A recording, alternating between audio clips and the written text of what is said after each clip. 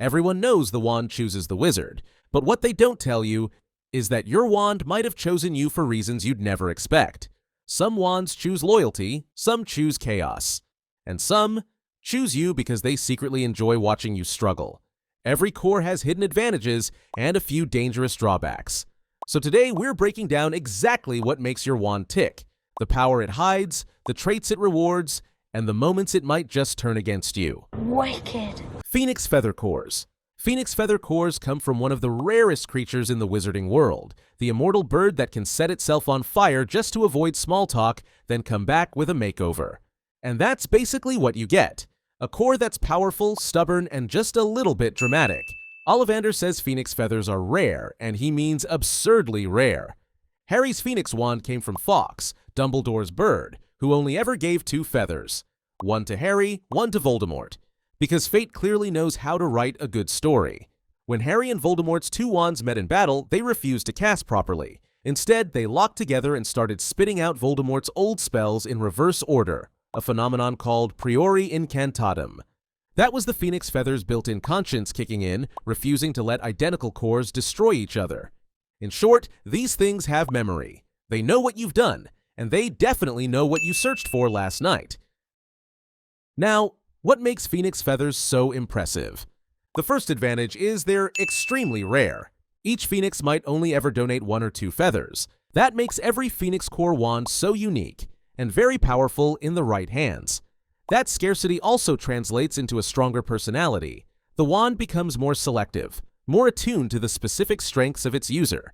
That's why Ollivander warns that they're hard to tame, but excel with the right wizard. If you're chosen by one, it usually means you've got the drive or destiny to match its standards. Second, they have self-regenerating magic.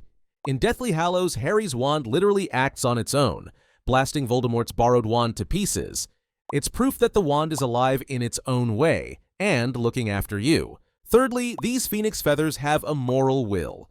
Phoenixes represent purity, rebirth, and protection, and their feathers echo that. They resist dark magic by instinct. That's why Harry's wand struggled against Voldemort's. It wasn't just a power clash, it was a moral one. Phoenix cores don't like corruption.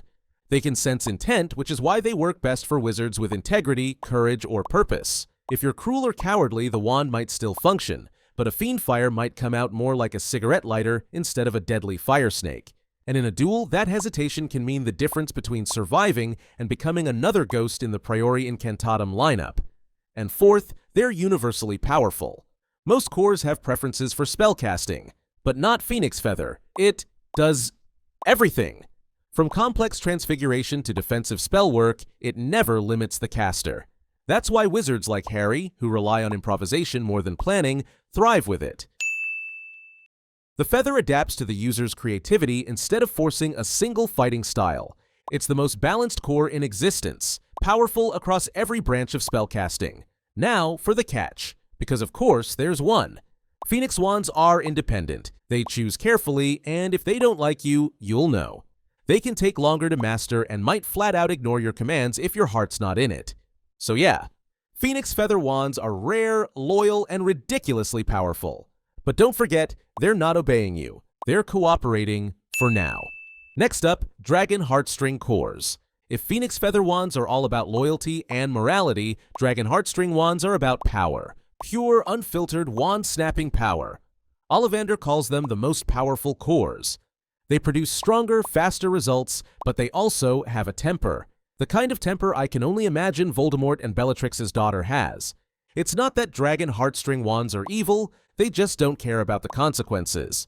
You'll find them in the hands of some pretty intense witches and wizards, Bellatrix Lestrange, Victor Crumb, and even Peter Pettigrew. All very different personalities, yet all capable of destructive, high-output spellwork. That's the Dragon Heartstring profile in a nutshell. Fearless, fiery, and occasionally one bad day away from blowing up your own cauldron. Advantage number 1, their raw magical power. Dragon Heartstring wands produce stronger spells than any other core type. Ollivander describes them as powerful, yet easier to turn to the dark arts. They don't stop to ask, should we? They just think, hold my butter beer. This raw energy makes them perfect for combat and high-intensity magic, the kind you don't cast inside your own house. That level of power is what you get when your wand's core once came from a fire-breathing winged predator. Now, dragon cores are fast learners. They imprint easily on their owner's magical style, absorbing new spells like Dumbledore absorbing secrets he'll reveal 6 books too late. This makes them ideal for ambitious wizards who experiment or innovate. Dragon heartstring. Dragon heartstring. A dragon core wand doesn't need years to get used to you. It matches your energy almost immediately. That's why duelists and competitors tend to favor them. The wand learns your aggression and doubles it. If you're calm and precise, it'll sharpen that too. But if you're reckless, congratulations, your wand now shares your self-destructive habits. That being said, they have tremendous resilience under pressure. Dragon heartstring performs consistently even when its wielder is exhausted, injured, or scared. It's the opposite of unicorn hair, which weakens under stress. This durability is what makes it so reliable in combat. It won't misfire when emotions run high. It responds to adrenaline, not fear. You can lose your arms in a battle, cast a spell with a wand between your toes, and a dragon core wand will still give you everything it's got. Despite their volatility, dragon cores bond fiercely with their rightful owner. Once you've proven yourself through strength or will, it won't betray you easily. Bellatrix's wand, walnut wood, and dragon heartstring is proof of that loyalty. She wielded it with unmatched precision until her final duel. But here's the catch. They don't hand out that loyalty freely. A dragon core wand must respect you first, and if you don't earn that respect, expect to be as disappointed as the girl who dumped Neville before his glow-up. Although most famous for dueling and destruction, dragon cores excel across a range of magic when the user is skilled enough to handle them. They power transfiguration with alarming speed, amplify potion work that involves heat or reaction, and enhance spells that rely on willpower. Basically, if your magic style is direct, determined, or borderline obsessive, this wand will keep up. For all their benefits, though, they do have weaknesses. Dragon heartstring wands are temperamental. They can easily go unstable if overused or mistreated, and once angered, they're hard to calm.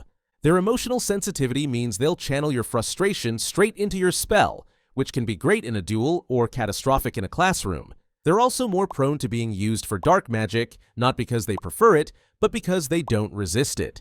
A phoenix feather might hesitate before performing an unforgivable curse. Finally, the unicorn hair. It's calm, it's loyal, and it's the magical version of a therapist who keeps you from writing self-care on your to-do list and then summoning wine. Ollivander describes unicorn hair as producing the most consistent magic, the least likely to turn to the dark arts, and the most faithful to its first owner. It's the core that believes in you even when you're on your 600th attempt at casting Wingardium Leviosa. It's Leviosa, not Leviosa. Cedric Diggory's wand is a perfect example. Ash and unicorn hair, 12 1/4 inches, pleasantly springy. Strong, steady, and dependable. Like Cedric, actually, never mind. Unicorn hair wands don't thrive on chaos. They thrive on stability, compassion, and control. They are the definition of dependable.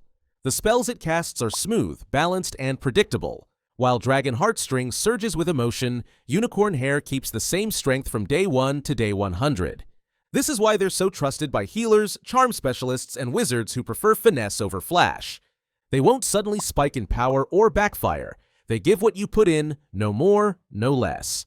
For duelists who value precision or steady spell flow, that reliability is priceless. Unlike Dragon Cores, Unicorn Hair isn't easily won in battle or coerced into serving a new master. Once it bonds, that connection is set for life, which is cute, until you realize your wand has seen every dumb decision you've ever made. When stolen, it performs worse for them. That's because unicorn magic is rooted in purity. It doesn't recognize greed, ego, or manipulation. That makes it the most faithful of the 3 cores, a trait that can save your life if your wand ever ends up in the wrong hands. Unicorns are creatures of innocence and light, and their hair carries that same energy. Ollivander explicitly says wands with unicorn hair are least subject to the temptations of the dark arts. They don't like curses, blood spells, or anything that reeks of corruption. This makes them a nightmare for dark wizards, but a dream for those who value safety and protection. Unicorn hair wands respond best to gentle, steady energy. They stabilize emotional magic, dampening anger, fear, or grief. It smooths your magic so it doesn't spiral out of control, which is why these wands are often recommended for students or sensitive casters. They act like a magical buffer, powerful but balanced. And unlike Dragon Cores, they won't punish you for losing focus. They'll just quietly correct your aim and carry on. Finally, Unicorn Hair doesn't lose its power over time. Where phoenix cores evolve and dragon cores burn bright then fade, unicorn hair maintains equilibrium. Even when the user grows older or weaker, it continues performing as if unchanged. This makes it the most enduring of all cores, built for lifelong consistency. But unicorn hair isn't for everyone. If you're aggressive, impatient, or crave fast, showy results, it'll frustrate you. These wands are slower to adapt and rarely produce bursts of raw power. They also lack versatility in chaotic environments. They prefer stable intent. It doesn't compromise even when you do. So while unicorn hair won't turn you into the next dueling champion, it will make you the most dependable witch or wizard in the room. Okay, now for Thestral hair cores, the rarest, most mysterious wand cores in existence, and also the most messed up. You can't just buy it at Ollivander's. In fact, even he avoids using it.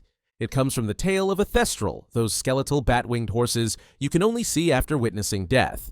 So already, this core isn't exactly for cheerful people, but for people whose Patronus is a passive-aggressive owl that never actually delivers the message.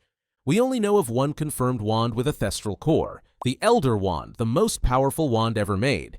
This isn't a core for your average second-year learning Lumos, it's for wizards whose spellcasting is already halfway to a war crime. Advantage 1. Unmatched power. The Elder Wand's history proves it. Thestral hair channels magic at a scale no other core can match. It's not just stronger, it amplifies intent to terrifying levels. Every owner who's wielded it has seen their spells become faster, sharper, and deadlier. That's because Thestrals are tied to death, truth, and the balance between both. Their magic doesn't care about showmanship and only focuses on results. Advantage 2 links to the connection to death and perception. Thestrals can only be seen by those who've accepted death, not just witnessed it. A wand with this core bonds only with someone who understands loss or mortality deeply, which means Thestral wands cast the spell, but also understand the cost of them.